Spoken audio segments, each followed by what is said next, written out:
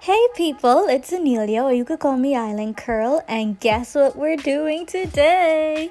We're attempting a Bantu knot. Well, a Bantu knot out, I should say. And a Bantu knot out is not as easy as it may look, which is why I'm attempting it. Plus, I'm doing it with a twist. It's not the original way to do a Bantu knot out. Oh, and you may notice that I'm in a different setup, and it's because I'm not at my apartment. I'm spending the holidays with my family. Anyway, back to our Bantu knots. We're gonna start off on freshly washed hair. I highly recommend starting on freshly washed hair. They'll come out better, it'll be more moisturized, less frizzy. It'll work better if you use freshly washed hair. I do want to point out that I use the Aussie Moist shampoo. This shampoo is actually really moisturizing, surprisingly. I don't really like the deep conditioner, the 3-minute Miracle Moist that everybody freaks out over. I don't like it. And I applied my leave-in in the shower, which was the Curl Love Moisture Milk. Love it. Love it.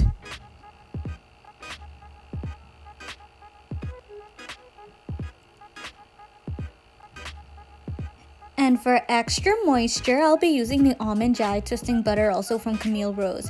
I do also want to add in that I used hair mayonnaise to deep condition. I didn't show that, so I just wanted to, say that. And of course, we're working in sections. We love that. And I'm about to apply the Almond twisting butter. I always have to smell it before I use it because it smells so good. It smells like cupcakes, vanilla, cake batter. It just smells so good.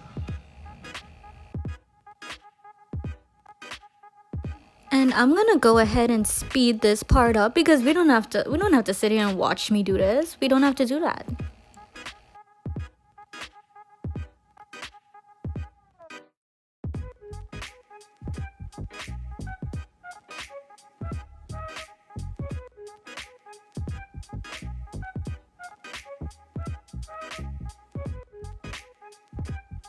Now that our hair is all moisturized, I thought using gel would be a good idea, but we'll see later on that it isn't. It isn't a good idea at all. I don't know if it's just my hair or if using it... Yeah, I think it's just my hair. I didn't need the gel, and after I did like a test strand, I realized I don't need it.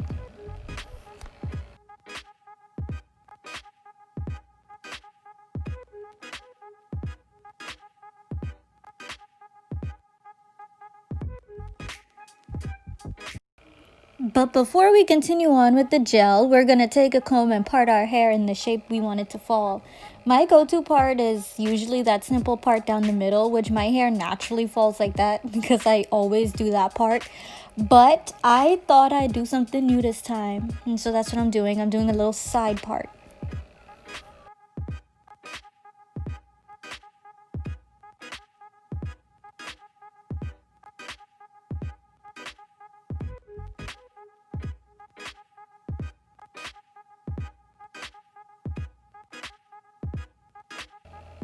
And I have such a weird shaped hairline. I call it the McDonald's hairline because it has that big M shape.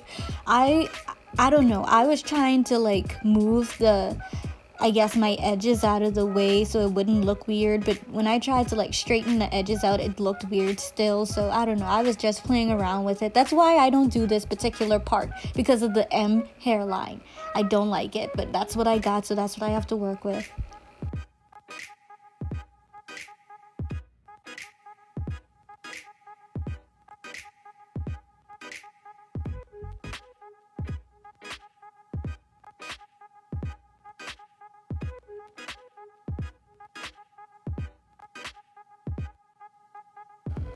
I'm just over here struggling. I'm struggling.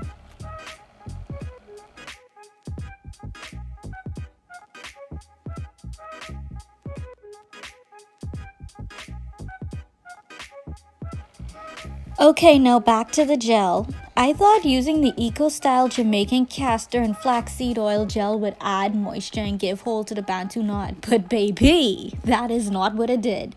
The Camille Rose products and the gel did not mix well together, which is weird because everything works well with Camille Rose. You're about to see what I'm talking about. It was clunky. It was just really, it was disgusting. It looked like cottage cheese on my hair. The products did not work well together.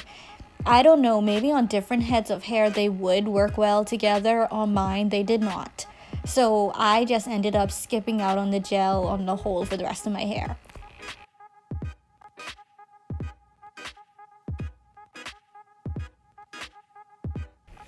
I do want you guys to keep in mind that I am low porosity, so it's harder for moisture and for products and all that other stuff to penetrate my hair shaft. But at the same time, like, the way that the Camille rose in the gel just sat on top of my hair, especially as I started to twist it, it was absolutely disgusting. And like I said, it looked a lot like cottage cheese. And usually when your products look like that, when you put it on your hair, it means it's gonna flake when it's dry. And I am not one for flaking. I hate flakes. I'm pretty sure everybody hates flakes, and if they could avoid it, they would. And so that's one of the biggest reasons why I skipped out on using gel on the rest of my Bantu knots, because I knew that if I kept using the gel, the rest of my hair would have the same reaction, and then once it's dry, it would flake.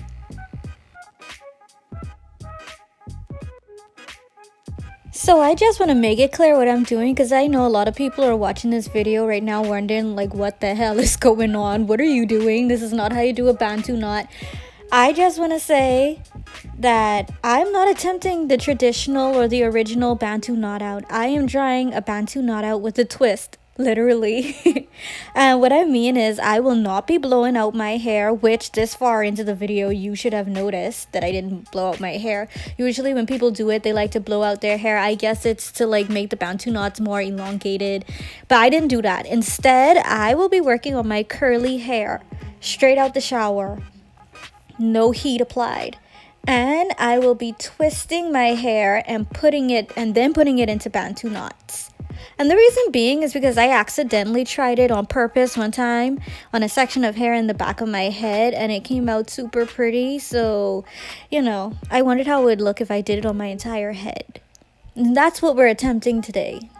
Now, I'd usually start from the back of my head, but for the sake of this video, I'll start from the front. And what we're going to do is we're going to section our hair into parts as we go along. I don't like to section it out and then go back and make the Bantu knot. That's too much for me.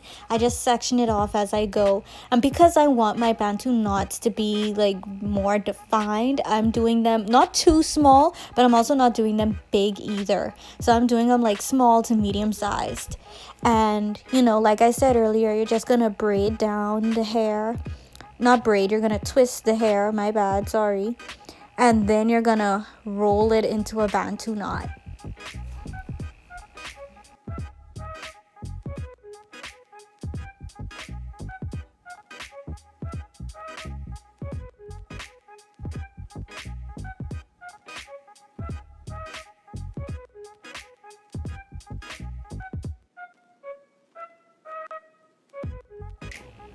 I just want you guys to also take note that I didn't use any more gel on the shaft of my hair. If I did use gel, it was just at the tips or the ends to, you know, make it more defined and twirl it around.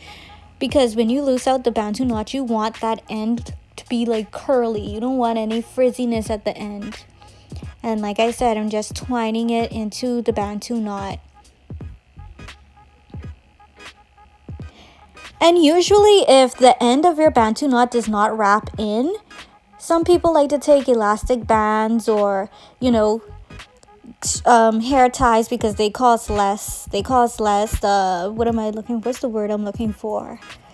They cost less breakage, and they don't rip out as much as your hair as rubber bands do. So some people like to use hair ties if the end of your hair doesn't want to stay like tucked into the Bantu knot, or they may use a bobby pin. I don't like to use either, and thank God I didn't have to. All the ends stay tucked into my Bantu knot.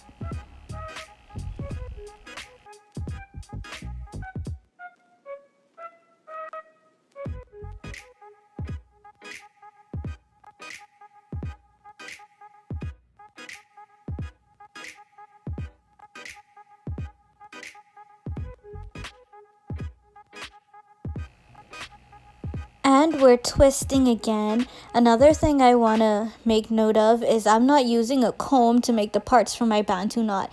There's no need, unless you're wearing these Bantu knots out as a style, then that's different. Then you want to make nice clean parts. But if you're loosing it out for a Bantu knot out, then that's not necessary. And I prefer not to have those super straight parts, because then when you loose out the Bantu knots, when you take the Bantu knots down, then those parts are going to be so hard to get rid of and your hair is going to look spacey. So for me, I did not care to have super straight parts. They were a little messy. That's fine with me, and it should be fine with you too if you're attempting a Bantu knot out and not just Bantu knots to wear out.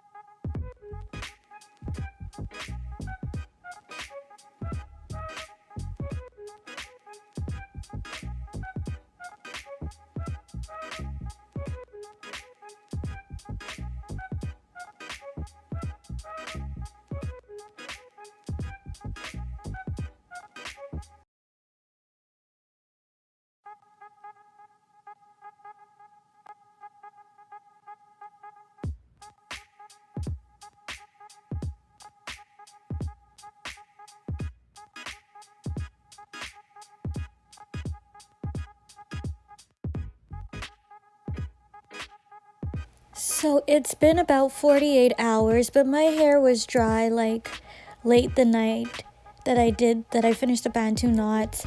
I just decided to take it out 2 days later, and I'm just starting by unraveling the Bantu knot and then unraveling the twist. You can do this with a little bit of oil on your fingertips just to prevent any extra frizz. I didn't do that because I didn't care, but you know, it's an option.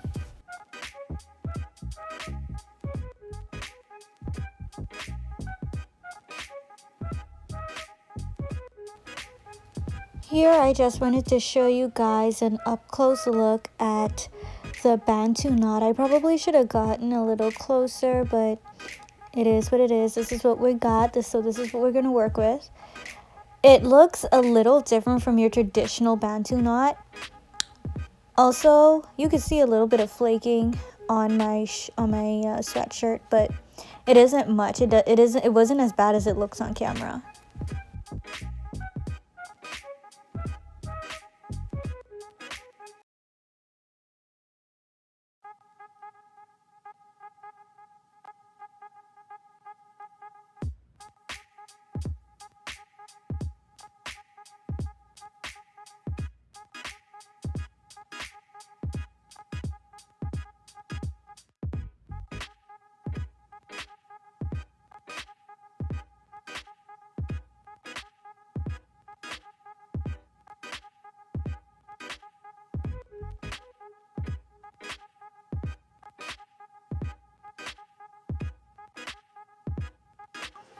Here is another shot of my hoodie or my sweatshirt, whatever you want to call it. I just wanted to show you guys the flaking again. There wasn't much flaking. The most flaking was was from that one Bantu knot in the front where I used gel.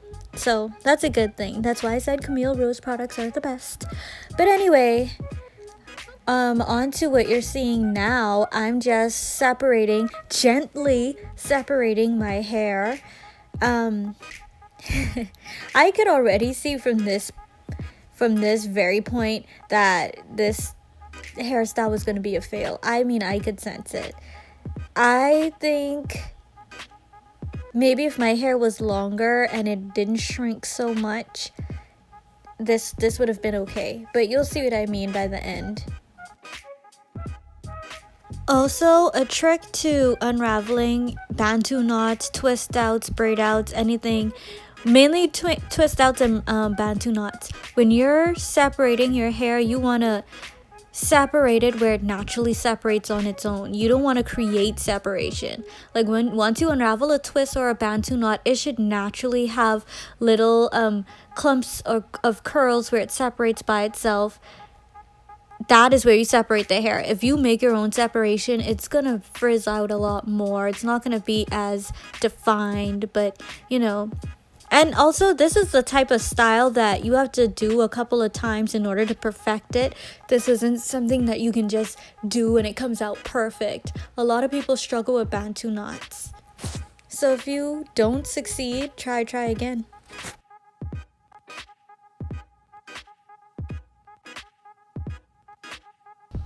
Here's a close-up of those flakes that I told you guys about. The gel, that is the only spot where I had flakes at my root. It's all because of the gel. So be careful with the type of gel you use, and if it matches properly or well with the products you choose to use, like moisturizers. It'll really affect your Bantu Knot Out.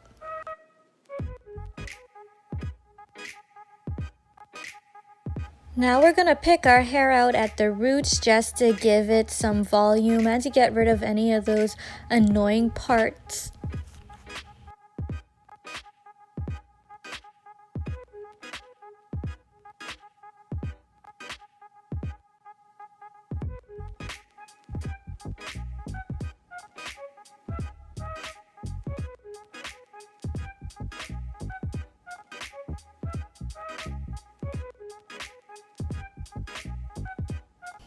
So the curls itself didn't look bad. I actually liked it, especially like in person. The camera doesn't really pick up the curl definition all that well. I really liked it in person, but I don't know. I think my hair is just a little too short for a Bantu Knot Out. I think Bantu Knot Outs are good or are perfect for people who have a little more hair and enough hair that shrinkage isn't a problem.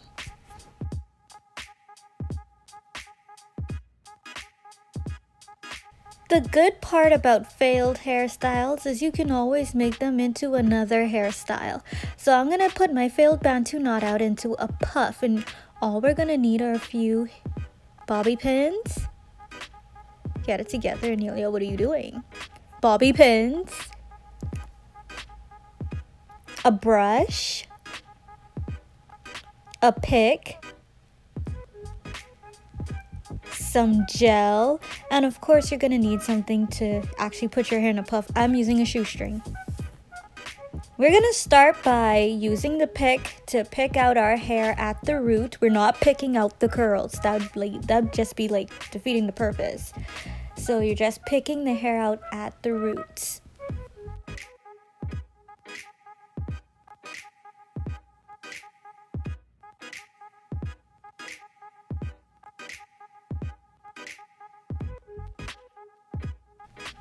As I picked my hair out, I realized that some parts of my hair are tangled, and then there were knots.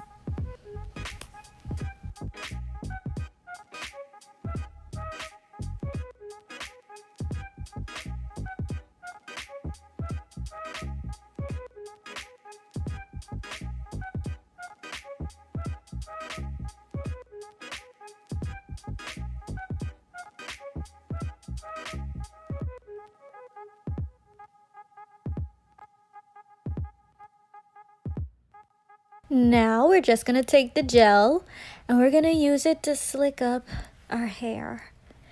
Like I said, this is only going on like the roots of our hair. We're not touching the curls at the ends.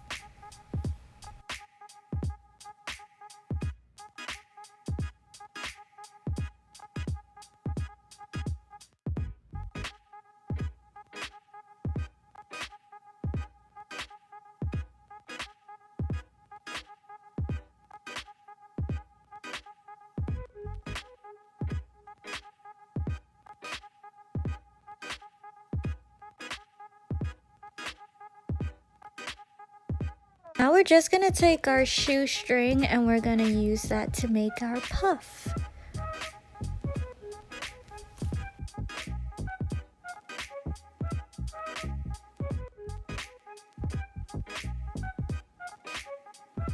And we're just gonna pick it out one more time to make it a little bigger. And as you know, as the days go by, your puff gets bigger, your hair gets bigger, everything gets bigger. So it isn't as big right now, but that's okay. It's still pretty. It's still cute. I really wish the camera would pick up the curl definition from the Bantu knots. It's so pretty in person. But yeah, that's all for today. Don't forget to like, comment, share, and subscribe. Until next time. Bye, y'all.